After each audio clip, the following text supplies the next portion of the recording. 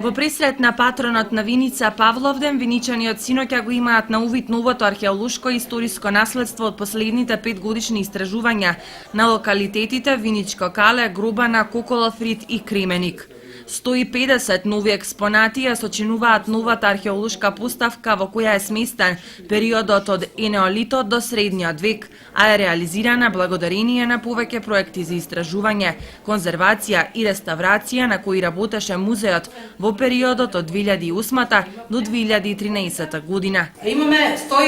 над 150 предмети во текот на овие 8 години, што реков, истражување, кои што сега се изложени во нашиот музеј.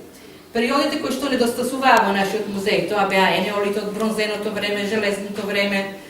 9-тиот, 10-тиот век, сега ги имаме во нашите витрини и имаме уште многу голем број на материјал кој што треба да биде конзервиран, реставриран. Осврт кон археолошкото богатство на Македонија и на Виница даде и директорот на управата за културно наследство Виктор Лилчик, кој заедно со градоначалникот Дончев и официјално ја отворија новата музејска постапка. Пред нас е времето,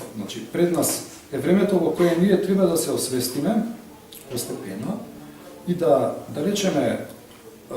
и обичниот народ, но и водачите на локалните самоуправни заедници ги убедиме, се убедат дека можеби не реколам дека е крај на градењето фабрики за текстил, тешката индустрија, например, добро, производството, преработката на металите, фабриките, тие носат пари,